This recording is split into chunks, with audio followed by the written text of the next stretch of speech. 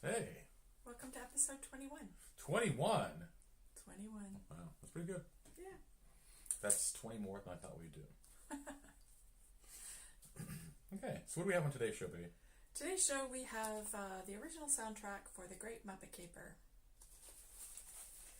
We also have two awesome Frank Zappa albums. The first one is Studio Town, and the second one is Apostrophe. I don't know how we lucked out with those two. And to be honest, we had a lively discussion about whether or not we'd cover The Great Muppet Caper, but obviously. Well, it's a soundtrack. There's no reason for us not to. There you go. We talked about no kid albums, which I agree, but this is a soundtrack. We've done a soundtrack already, so we might as well keep doing soundtracks. But if it was just like an album full of like kids songs and stuff, I would never make it. So, I don't know. So here we are.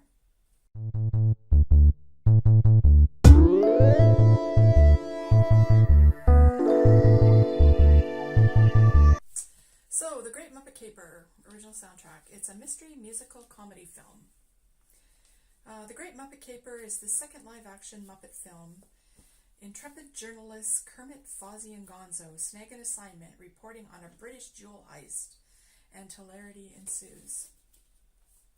It was released in 1981. It was directed by Jim Henson and made $31.2 million. It was rated 7.2 out of 10 on IMDb. It got a 75% fresh rating on Rotten Tomatoes with an average audience score of 78. See, I think we should have watched the movie. Yeah, possibly. Yeah, might have made more sense. The music. Yeah, we'll get to that. Why we wish we would have watched just the movie. So the music on this album was done by Joe Raposo, and he was a composer who wrote songs, scores, background cues, and other music for Sesame Street and other Muppet projects. Mm-hmm. I will pop in there and say that not just with Joe, but with a lot of them, that there was a lot of people who were, I don't know, use the term incestuous, but it was definitely like it was a tight group of people that worked with the Muppets or Henson Studios. Yeah. I noticed that in my travels too, that it was, if they worked on one thing, they generally worked on a lot of other stuff in that realm. So yeah, that's true, and that's the same kind of. I would think it's the same with the Zappa albums too. But to some degree, yeah, you have a group of people that you work with. But yeah, for sure, a lot of the same names keep popping up in the research. So one of Joe Raposo's goals, I guess you could say, was that he wanted to, through his work on Sesame Street, he deliberately set out to cross the forced boundaries between pop music and children's songs. I wonder how that worked out. Yeah, because there's I want to get into it, but there's no children's song on there. No. The biggest one that I can remember, and it'd be interesting, I neglected to go look, is if something like the Rainbow Connection. It's not on here, no. No, it's not on here, but if something like the Rainbow Connection was something that he wrote. Oh, no, it was the other dude who wrote that. Oh my god, we've actually covered him already in one of the albums. Okay. It's not Paul Simon, but it's something. Oh. It's one of the big music guys. Yeah. Paul. Yeah. Little guy, blonde hair, glasses. Yeah. So, obviously he didn't really have any big hits in the children's realm. Especially this album, there's nothing. So the good news is, I guess, is a lot of this, the tracks on this album were instrumental, probably about half of them. Okay, name the tracks and then we'll go into... So, track 1, the main title, and then a song called Hey, a Movie, and then an instrumental, The Big Red Bus, and then a song called Happiness Hotel. Then an instrumental called Lady Holiday. Then a song called Steppin' Out with a Star. Then an instrumental called The Apartment. And then a bunch of songs, Nightlife, The First Time It Happens, and Couldn't We Ride. And then an instrumental called Piggy's Fantasy. Then another instrumental song called The Heist, The Muppet Fight Song, and Muppets to the Rescue. Then another instrumental called Homeward Bound, and then the finale of Hey, a Movie, and the finale of The First Time It Happens. So chock full. Yeah, well, it's weird because you say instrumental, but I really don't remember other than maybe Kermit a little bit. Okay, so I'm gonna start first of all. I hate this album. Yeah. Let's start with my rating is burn it. It's fucking useless. Okay, I want to explain to everybody here because it's like this album. First of all, Charles Grodin and the kids. Who the hell is a kid like this? Well, and even the woman this would have that been was at in my time. it, I didn't even write it down, but the woman who was in it too was like old. Let's start a kids movie with Charles fucking Grodin in it. Anyways, this album doesn't have any hits on it. It doesn't have any actual songs. Like it has these movie time, like the show tunes or the Broadway musical, super generic The background music. music. But that's it. There's no actual songs like Vic said, Rainbow Connection, or none of that exists. So what happens is this starts out where Kermit's like, "Hey gang, let's this wacky adventure. Let's go on this wacky adventure," and then nothing. And then the end is like, "Wow, wasn't that fun?" Nothing fucking happens in between. It's just like super generic bullshit. And he's just like, "Wasn't that fun?" No, it was not fun. It was short. Well, and we had a big discussion too about like why the hell would they put out an album like this? Yeah. And like Doug said, this came out in 81. Yeah. So back in that day, there weren't VHS tapes that your mom could go out and buy, so that she could just plug the movie in. No, definitely not like it was. Not like today where that could be it's like the DVD DVD or the VHS or whatever. Yeah. So this was their offering to the children who watched the Muppet movie to keep them satiated, I guess. But yeah, then it's relying on the kid to have known the movie in and out to fill in the blanks because it's just background music. I can't stress it enough. It's not actual songs. No, there's a few in there where there's lyrics a little and singing. bit, tiny bit. The majority But was. a lot of it is. And like I said, there's no hits. And like sound effects and things that you know, if you haven't seen the movie, you can't relate to it. Yeah, it makes no sense whatsoever. So Doug had wanted to watch the movie. I did. I said, no thanks, I'll pass. And in the end, it would have made more sense. Because I've watched it before, and that was good for me. So yeah. Okay, so yeah, I agree with you, and so it was disappointing in that regard because like, it doesn't. If you're gonna have it, why not have like modern soundtracks? You'll have the songs that were in it, so songs with some movie dialogue to make it move forward, like the general plot points or something, to be like, hey, we discovered this theft, and we need to, get it. None of that exists. No, it's just it goes from one musical instrumental to a song, a little bit of a song. Broadway music. So and the kicker is that. We've got some stuff that you need to do. Well, you done talking about all your. So the only notes that I have for this album is it was a Muppet soundtrack to a movie.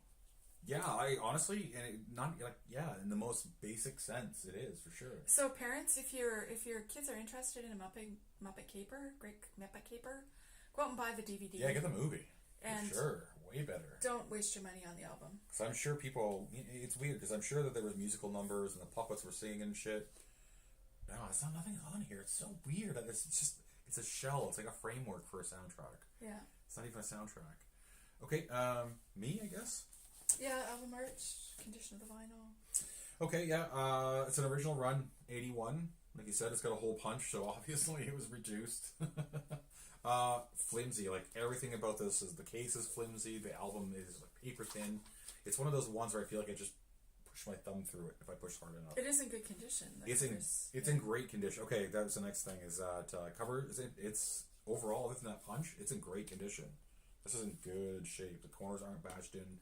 There's no watermarks. There's almost no very, very hint of a condom mark. Like it's. Which goes to show you how many times it got played. Probably never. It got like in the vinyls, and it's like near mint. Like this was a near mint one for sure. Inner sleeves. Once again, it's. Sorry, I got it here. I don't want to wreck it because it's like actually in decent condition. It comes. It's got all the lyrics to songs that don't exist. What the fuck? There are songs on it. You just that many though, with lyrics. 4. Yeah. No, I'm looking on the back. I honestly don't remember all those. Yeah, lyrics. I told you. Yeah, I know there were some, but. So the songs were "Hey, It's a Movie," "Happiness Hotel," Stepping Out with a Star, Nightlife, The First Time It Happens, Couldn't We Ride? No. These were most of these were instrumental. Those, maybe the lyrics are there, but you got to sing along, assuming that you know the music. I do not remember that much in the way of lyrics. No, definitely not. Anyways, it's in it's in Greek. Maybe I blocked it out. Yeah. It's in and there's super basic lyrics. Like, I mean, it's just repeating stuff. So when I talk about lyrics, it's not like Tool or Opeth, where it's pages and pages of fucking lyrics. So that's in great condition. So the cover illustration was by a guy named Drew Struzan. Now, you guys, people out there might know this. You should probably know this name. I'll explain to you why in a minute. The inside sleeve photo was by John E. Barrett. John E. Barrett.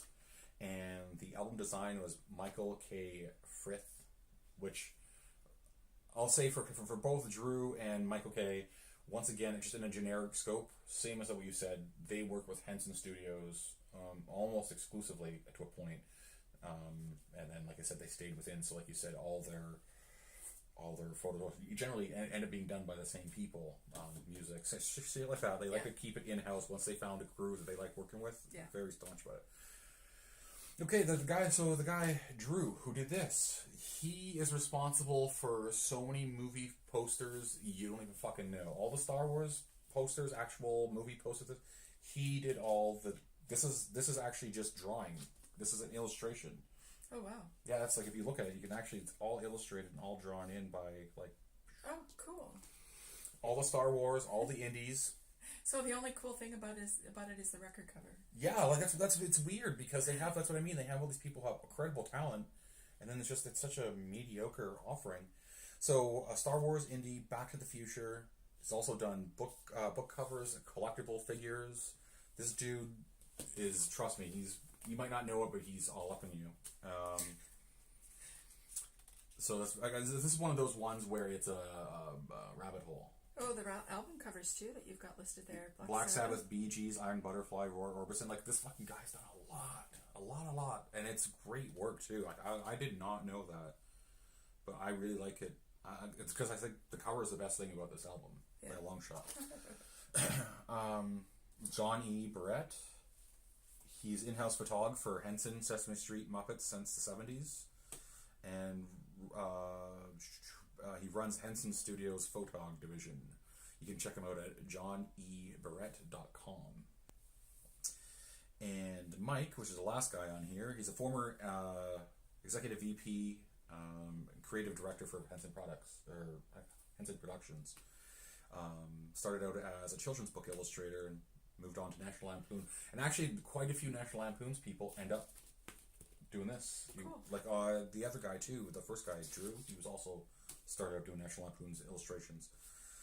So once again, there you go. And once he was in there, he stayed within the company and has done work on all the stuff. So okay, audio, and I just have audio and song notes. Flat mix, surprising for something that's supposed to be like a Broadway production. It sounded flat and narrow. Like really center.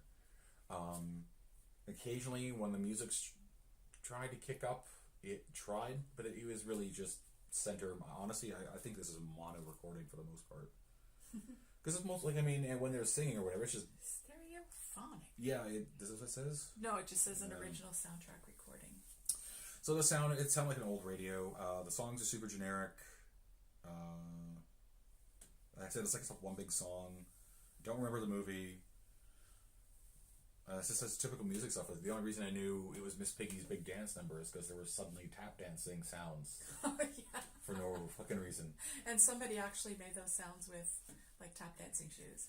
Did they? Well, yeah, because Miss Piggy obviously doesn't tap dance. Well, how do you know it wasn't just someone playing the spoons to make it look like they're... Yeah, could be. Yeah, who knows? Who knows what those FX artists do? Yeah, those Foley guys. Okay, that's all I got. Which is really more than this thing deserves. Anything else? Cough. So the sale history. Sale history. $4.99 in its lowest form, $6.55 in its mid form, and get this, $20.95. Wow. In mint condition. So there you go. There you $20 go. $20 in our pocket. $20 for something. Oh yeah, I just don't understand the point of this at all. So me, burn it. Yeah, I'm burned. Get a $20 worth and then burn it. You should just change burn it to ditch it. Yeah. Ditch it. Ditch it, art it, something. Yeah, okay. Great Muppet Caper down. Yeah. So, the next two albums were very enjoyable. Mm-hmm. The first one's Studio 10, and we just covered Frank Zappa in the last episode. We did. So I'll just quickly go over in case you didn't see the last episode and you don't know who Frank Zappa is. Watch the other episode. Are you watching one? So he's an American musician, composer, activist, and filmmaker. His work is characterized by nonconformity, free-form improvisation, sound experiments, musical virtuosity, and satire of the American culture. Studio 10 was his 24th album, released in September of 1978. On his own Discreet, and it's spelled Discreet record label. It went to 147 on the Billboard 200 chart in the US. There are only 4 songs on this album. Side 1 is a song called Gregory Peccary, and the piece required a large number of personnel to record it. There were like 34 people involved in the recording of that song. Which, if you listen to it though, we've noticed that his albums have huge, huge lists of people who. It's like he just had people swing by participated. People just swing by his studio and just play for a bit and then fuck off again, and he just have new people through all the time. Yeah, it's very, very crazy that way. Yeah, it'd be interesting to kind of really look, because I mean, every time I go look at the Frank Zappa stuff, it's a huge rabbit hole. Yeah, for sure. And it's it would be interesting to kind of now start looking at the similarities between all of his stuff and who played how many other times. Yeah. So the track list on this album is side 1 is The Adventures of Gregory Peccary. Mm-hmm. Side 2 is Let Me Take You to the Beach. Number 3 is revised music for guitar and low budget orchestra. And the last song on the album is Redunzel, all in capital letters, Redunzl. Mm-hmm. So there was a lot of information about the first song, The Adventures of Gregory Peccary. And a peccary apparently is a skunk pig. And it's a medium-sized hoofed mammal, found in Central and South America and southwestern North America. Stinky pig. Yeah. This is a terrible bacon. So Gregory Peccary is named after the actor Gregory Peck, and Gregory owns a red Volkswagen. And he works in the part of town where the government buildings are kept. Gregory is popular among the airheaded lady stenographers at his company, and guided by heavenly voices, he invents the calendar. Upon release of the calendar, it causes chaos, as people suddenly can keep track of time and plan ahead, and it allows people to discover how old they are, and that makes them really mad. So a group of henchmen attack Gregory on his way home from work one day, and he ends up in a cave called Billy the Mountain. And it just goes on from there. It goes on from there, yeah. It's just like this big, long, huge story, and it's funny, and Mm-hmm. So, what do you think about? Do you want to input about side 1?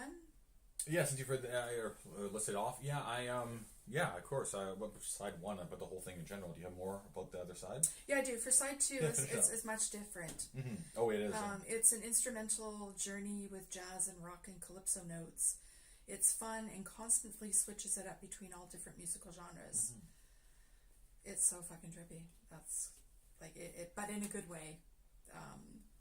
To me, his music is messy and organized, and it's fast and it's slow, and there's definitely a lot to keep you interested. It's definitely organized chaos. Yeah, I just loved it.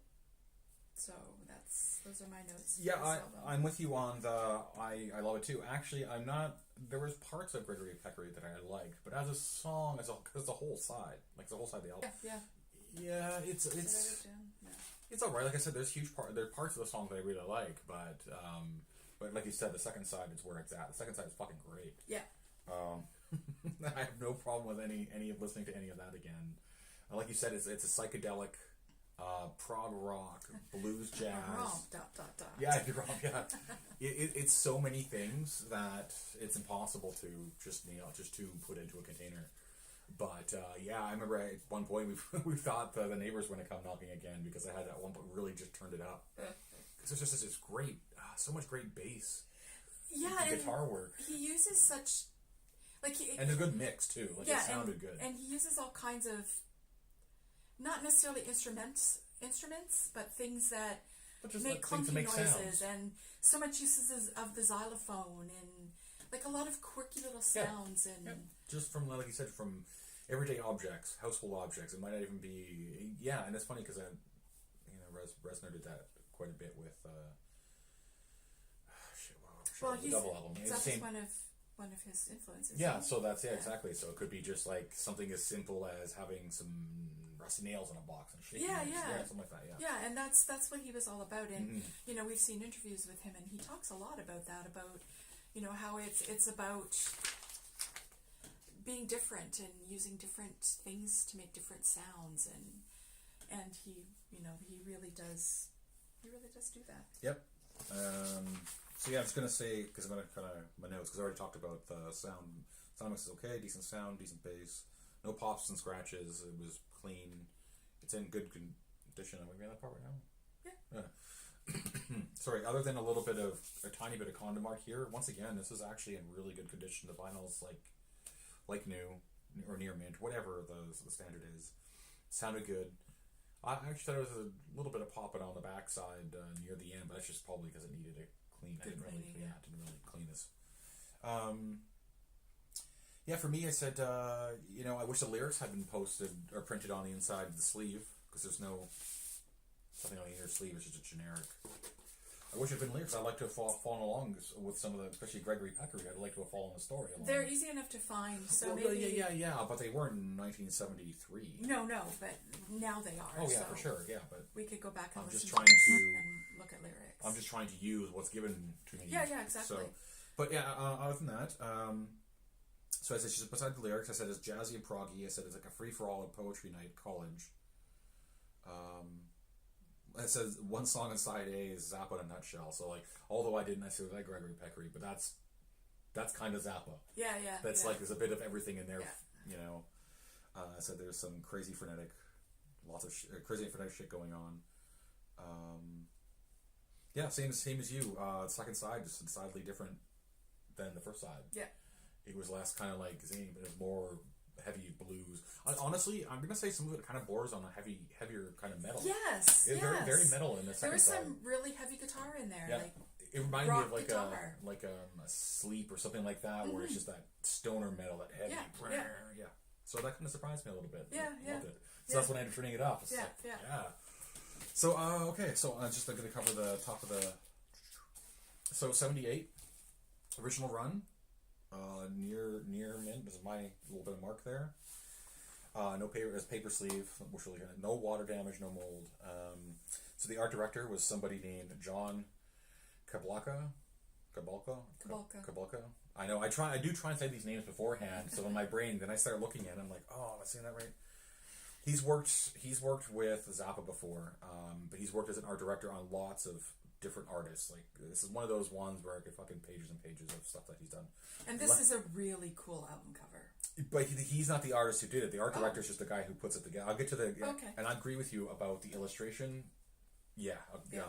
So the art director who's worked on other artists, Leonard Cohen, Van Morrison, Deep Purple, Rod Stewart, different labels, different genres, all over the place. And the illustrator is Gary Panter. And now Gary Panter, a lot of people might know this one. He's huge in the LA underground punk scene.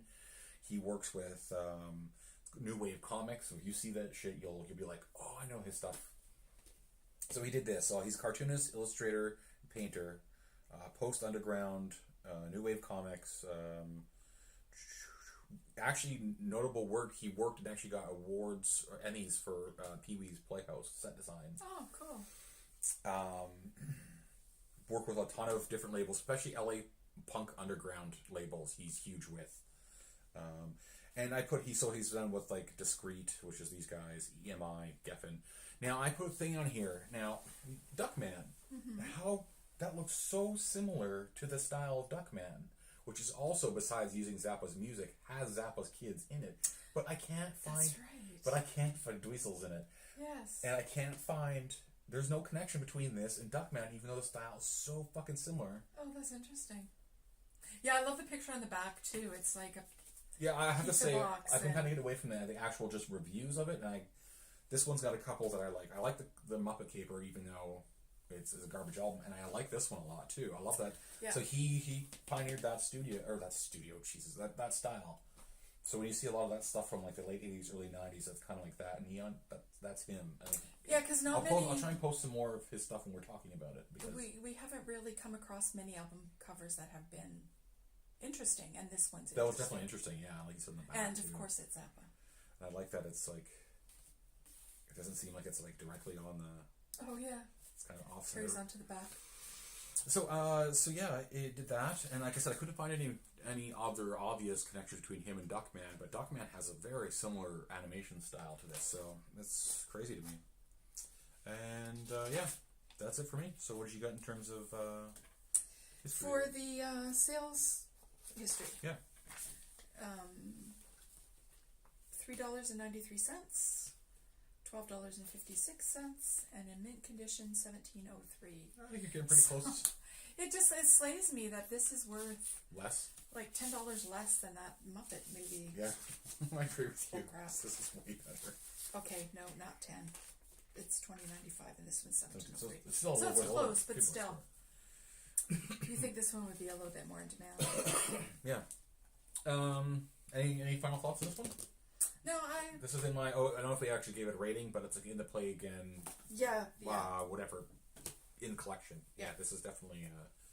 Especially that second side. I really like that second side. And I will say at least another thing too for these two albums that we've reviewed so far is they've been short. Like essentially 15 minutes aside. Well, I mean, he's put so many albums out that. Yeah, they're probably a lot of them. I don't mind this though. I don't mind that. If we looked at the average time, he's keeping it for tight. his albums. Okay, so maybe 15 minutes aside. So like if I said about 30, 31 minutes, which is fine. This is good. Yeah. That's a good length for it. But no, I like that time length on this stuff because you don't want it to go on too long. It doesn't need to be multiple albums. Mm-hmm. So okay, so that Studio Tan down, and we'll switch right over into Apostrophe. And we know Zappa, so you got any facts about this album? I do. All right, so Frank Zappa Apostrophe. So this is Frank Zappa's 18th album, released in March of 1974. And I thought it was kind of funny, there was a notation that said it was released in both stereo and quadraphonic, which for 1974, that must have been like at the beginning of the...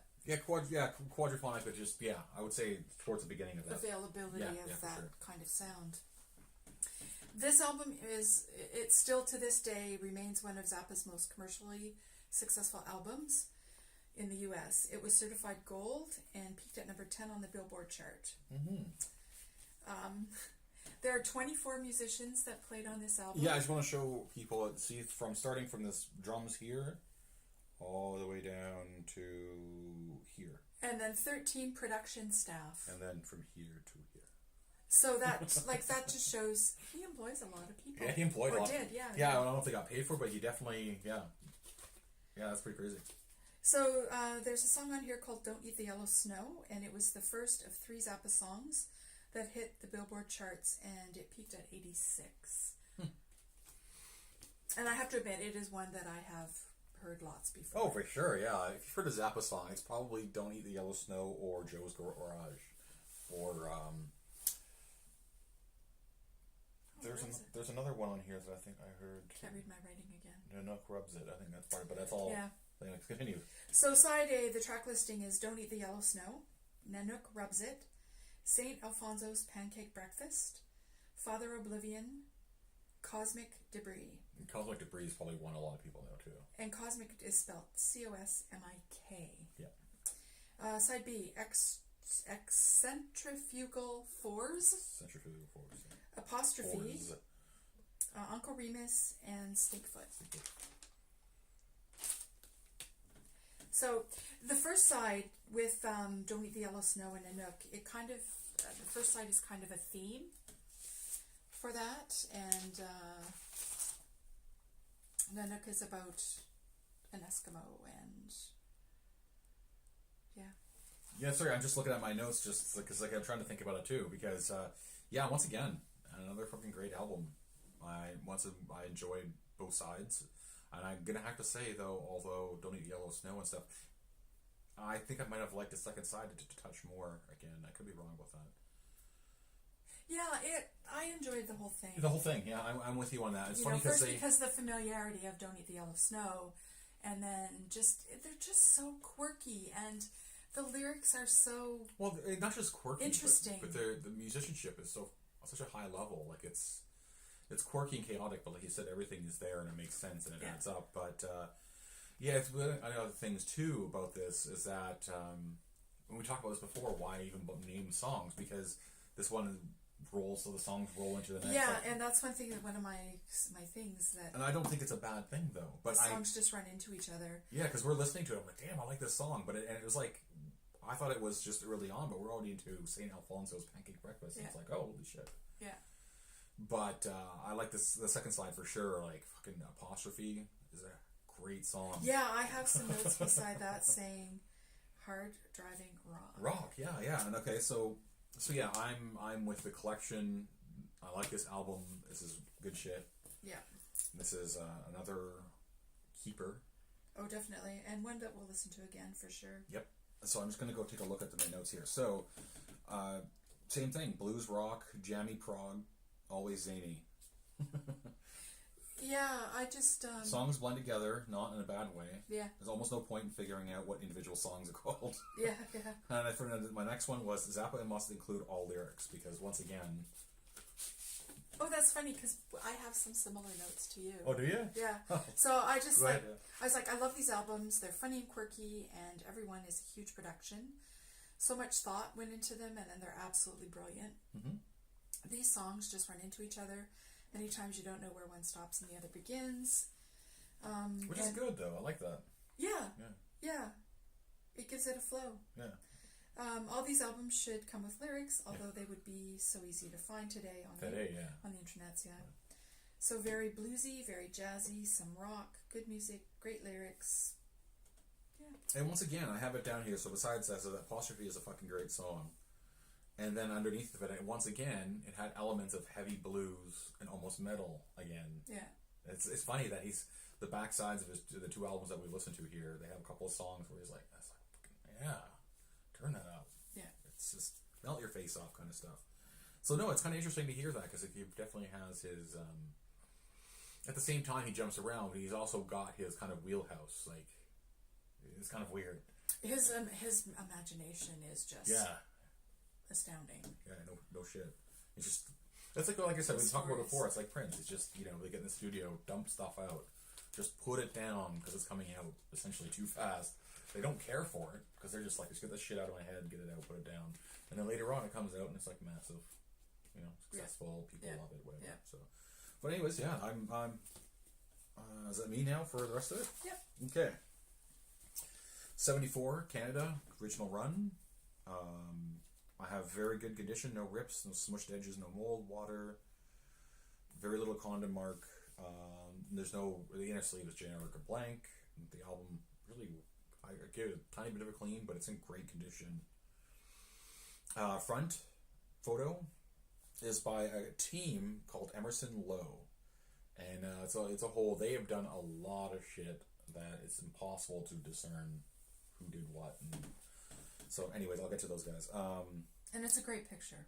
Yeah, it is a solid picture. Yeah. I usually complain about just having like IDs, but it is a solid actual photo. So I agree with that. The back one tiny picture is by someone named Mark Allison, which there's nothing I can find nothing about it. I'm pretty sure. So the photography team worked on other Zappa works such as The Mother's Invention, Overnight Sensation, Roxy by Proxy. And he's also worked on, they also did the photography for Elton John's Yellow Brick Road, The Who's, The Kids Are Alright, and Leonard Skinner's Second Helping. That was just a few of them. They've done a lot of fucking stuff. Mark, I just have down. He did a couple of photos for Zappa. He's just taking photos like that or whatever. It's just like a generic concert gig photo. And that was all I could find about him. So that's it for that. Soundfield was good. It's like I said, it sounded good for being an album from '74, and And quadraphonic. yeah, this one's not quadraphonic, no. But is it too bad too? I mean, you need a separate setup for it, but I do kind of have the stereo set up like that though, because I have 4 speakers there. So, anyways. So just last but not least, the song history or the sales history. Yeah. Low $6.55, mid $14.97, and woohoo, $38.70. Ooh, $38.70. In yeah. mint condition. This is definitely close to a $38.70 here. I tell you that. It definitely is. But I wouldn't sell it. No, these ones are staying. I'm gonna put this down. Yeah. These ones are staying. It's not going anywhere. No, those are good. So yeah, that was pretty good. It's a nice taste of, I really hadn't listened to Zappa like that, especially straight through. And oh yeah. Definitely some good stuff. It's just nice just to be able to sit down and listen to that. And even if we had a pretty good mix the last few episodes, I think, in terms of maybe one shitty album, a couple of I kind of hope that continues because it makes it easier. But it's not going to. Yeah, I'm not going to.